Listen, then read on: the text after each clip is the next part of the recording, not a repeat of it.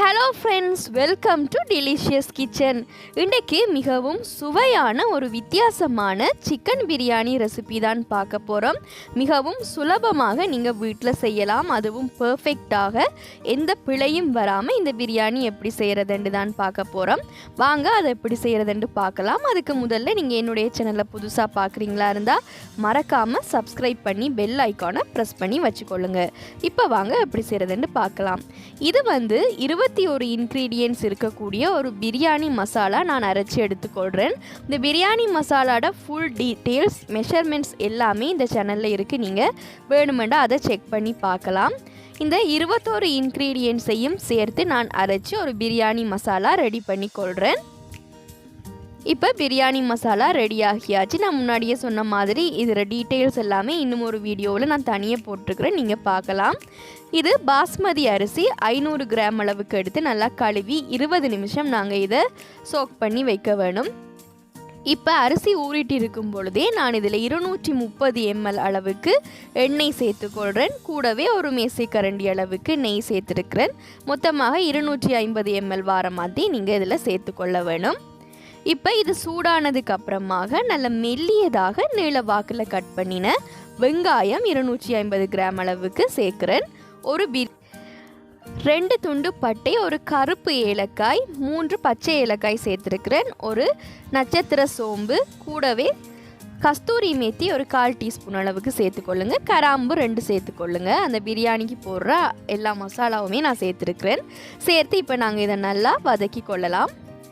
வெங்காயம் நல்ல பொன்னிறமாக வரும் வரைக்கும் மீடியம் ஃப்ளேமில் வச்சு நாங்கள் வதக்கி கொள்ள வேணும். வெங்காயம் வதக்கிற முறையில் தான் உங்களோட பிரியாணியும் நல்ல டேஸ்ட்டாக வரும். ஆகையும் கரிஞ்சு போகாமலும் பச்சையாகவும் இல்லாத மாதிரி நல்ல கோல்டன் ப்ரௌன் கலருக்கு வரும் வரைக்கும் நாங்கள் இதை வதக்கி எடுத்துக்கொள்ளலாம்.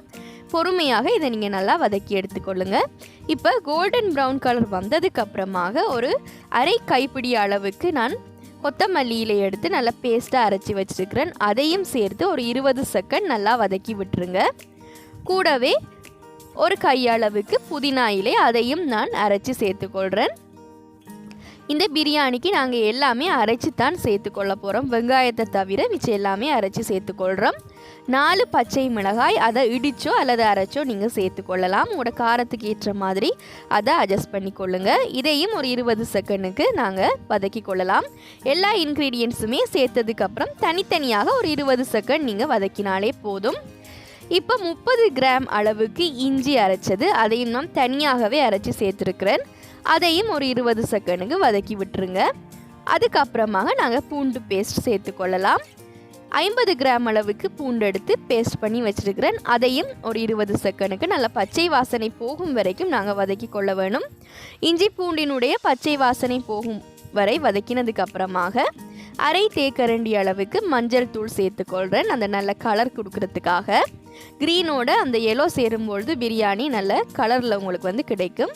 ஸோ அதையும் சேர்த்து 20 செகண்ட் வதக்கினதுக்கு அப்புறமாக தக்காளி சேர்த்துக்கொள்ளலாம். 250 கிராம் அளவுக்கு தக்காளி நல்ல பேஸ்ட்டாக அரைச்சி சேர்த்துருக்கிறேன். இதை ஒரு நிமிஷம் நீங்கள் நல்லா வதக்கி விட்டுருங்க. இது எல்லாமே வதக்கும் பொழுது மிதமான தீயில் வதக்கி கொள்ளுங்க. இப்போ தக்காளி எல்லாமே அந்த கிரேவியில் சேர்ந்து நல்லாவே வதங்கி வந்தாச்சு. எண்ணெயும் நல்ல வேறையாக பிரிஞ்சு வந்திருக்கு. இந்த டைமில் நாங்கள் அரைச்சி வச்சுருக்கிற பிரியாணி மசாலாவை சேர்த்துக்கொள்ளலாம். நான் ஒரு 1.5 மேசைக்கரண்டி அளவுக்கு மாத்திரம் சேர்த்துருக்கிறேன். இது நாங்கள் ஸ்பெஷலாக 21 இன்க்ரீடியன்ட் சேர்த்து அரைச்சி எடுத்த மசாலா. இதையும் சேர்த்து நல்ல லோ ஃப்ளேமில் வச்சு வதக்கி கொள்ளுங்க. அந்த மசாலாவினுடைய பச்சை வாசனையெல்லாம் போகும் வரைக்கும் நல்ல லோ ஃப்ளேமில் வச்சு வதக்கி விட்டு கொள்ள வேணும். இப்போ இது கொஞ்சம் ட்ரையாக வந்திருக்கிறதால நான் ஒரு 1/4 கப் அளவுக்கு தண்ணீர் சேர்த்துக்கொள்கிறேன். கொஞ்சமாக தண்ணீர் சேர்த்தாலே போதும். நாங்கள் அந்த பிரியாணி மசாலா சேர்ந்ததுக்கு அப்புறமாக இது கொஞ்சம் ட்ரையாக இருக்குன்றதால நான் 1/4 கப் அளவுக்கு மட்டும் சேர்த்து நல்லா வதக்கி கொள்கிறேன். இப்போ இது நல்லா வதங்கினதுக்கு அப்புறமாக உப்பு தேவையான அளவுக்கு சேர்த்துக்கொள்ளுங்க. இப்போ நான் இதில் தண்ணீர் சேர்த்துக்கொள்கிறேன். 1 கப் பாசுமதி அரிசிக்கு 1.5 கப்புன்ற வீதத்தில் 3.25 கப் அளவுக்கு நான் சேர்த்துருக்கிறேன். ஏண்டானா 2.5 கப் அளவுக்கு பாசுமதி அரிசி எடுத்திருந்தேன். இப்போ இதை நல்லா கொதிக்க விட்டுக்கொள்ளலாம். இப்போ ஹை ஃப்ளேமில் வச்சு நல்லா கொதிக்க விட்டுக்கொள்ளுங்க. நான் பிரியாணிக்கு தேவையான அளவுக்கு உப்பு சேர்த்துக்கொள்கிறேன். மொத்தமாக ஒரு மேசைக்கரண்டி அளவு சேர்த்திங்களா இருந்தால் சரியாக இருக்கும். இப்போ இது நல்லா ஒரு கொதி வந்ததுக்கு அப்புறமாக நாங்கள் இதில் சிக்கனை சேர்த்துக்கொள்ளலாம். இந்த பிரியாணியில் நான் மசாலாவோட சிக்கனை சேர்த்து வதக்கையில் தண்ணி கொதிச்சதுக்கு அப்புறமாக சேர்த்துக்கொள்கிறேன். அப்போ சிக்கன் எல்லாமே உடையாமல் வரும், மசாலாவும் இதில் ஒட்டும். நீங்கள் பயப்பட தேவையில்லை. இப்போ ஒரு 2 நிமிஷம் நல்ல ஹை ஃப்ளேமில் நாங்கள் இதை கொதிக்க விடலாம். சிக்கனில் மசாலா உப்பு எல்லாமே இறங்கிடும். நல்லா கிளறி விட்டுக்கொள்ளுங்க. இந்த மாதிரி செய்கிறதால உங்களுக்கு பீஸ் உடையாமல் நல்ல முழு பீசஸாக கிடைக்கும். டேஸ்ட்டும் நல்லாவே இருக்கும். 2 நிமிஷம் நீங்கள் இதை கொதிக்க விட்டாலே போதும். அதுக்கப்புறமாக அரிசி சேர்த்துக்கொள்ளலாம். நாங்கள் இதெல்லாம் செய்கிறதுக்கு முன்னாடியே அரிசியை ஊற வச்சுருந்தோம். இப்போ 20 நிமிஷத்துக்கு அப்புறமாக நான் இதில் அதை சேர்த்துக்கொள்கிறேன். ஊற வச்சு சேர்க்கும் பொழுது உங்களுக்கு அரிசி உடையாமல் நல்ல நீளமாக பிரியாணி கிடைக்கும். இப்போ அரிசி சேர்த்ததுக்கு அப்புறமாக முக்கியமாக நீங்கள் கைவிடாமல் கிளறி விட்டு கொண்டே இருக்க வேணும். பாத்திரத்தில் அடியில் அகப்பை படுற மாதிரி நீங்கள் நல்லா கிளறி விட வேணும். இந்த மாதிரி தண்ணி நல்லா வற்றி வரும் வரைக்கும் கைவிடாமல் கிளறி விட்டு கொண்டே இருங்க. மீடியம் ஃப்ளேமில் 95% வரைக்கும் நாங்கள் சேர்த்திருந்த தண்ணீர் வற்றும் வரைக்கும் நல்லா கிண்டி விட்டதுக்கு அப்புறமாக ப்ரெஷர் குக்கர் மூடியால் இதை நான் மூடிக்கொள்கிறேன். இது நான் செய்கிறது 1/2 கிலோ பிரியாணி. இந்த அளவு எல்லாமே 1/2 கிலோ பிரியாணிக்கு சரியாக இருக்கும். இப்போ இதை மூடினதுக்கு அப்புறமாக லோ ஃப்ளேமில் ஒரு 10 நிமிஷம் விசில் எதுவுமே வைக்காமல் அப்படியே வேக விட்டுறலாம். இப்போ அந்த 5% தண்ணீரும் வற்றி நல்ல உதிரியாக குச்சி மாதிரி உங்களுக்கு அரிசி வந்திருக்கு. உடையவும் இல்லை. நீங்கள் கிளறதால உடையுமென்று பயப்படவே தேவையில்லை. அது உடையாது. ஊற வச்சு சேர்த்திங்களா இருந்தால் கண்டிப்பாக உடையாமல் வரும்.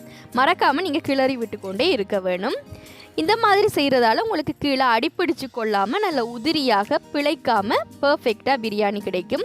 பாருங்கள், ஒவ்வொரு அரிசியும் அவ்வளவு நீளமாக வந்திருக்குண்டு. டேஸ்ட்டும் ரொம்பவே சூப்பராக இருக்கும். 10 நிமிஷம் நீங்கள் அந்த லோ ஃப்ளேமில் விடுறதாலே அது நல்ல தம்மாகி உங்களுக்கு வேகி வந்துடும். நான் உங்களுக்கு அடியில் காட்டுறேன் பாருங்கள், அடி பிடிக்காமல் வந்திருக்கு. இப்போ நல்ல குழையாத பிரியாணி ரெடியாகியாச்சு. இது மிகவும் சூப்பரான ஒரு டேஸ்ட்டில் இருக்கும். இது பெங்களூர் ஸ்டைல். ஸோ கண்டிப்பாக நீங்கள் இந்த முறையில் வீட்டில் ட்ரை பண்ணி பாருங்கள், உங்களுக்கு ரொம்பவே பிடிக்கும். நான் சொன்ன எல்லா அளவுகளையும் பின்பற்றி எல்லா முறைகளையும் பின்பற்றி செய்தீங்களா இருந்தால் உங்களுக்கு பர்ஃபெக்டாக இந்த பிரியாணி வரும். உங்கள் வீட்டில் எல்லாருமே உங்களை பாராட்டுவாங்க. இதை நீங்கள் மட்டன் பிரியாணியில் கூட செய்யலாம்.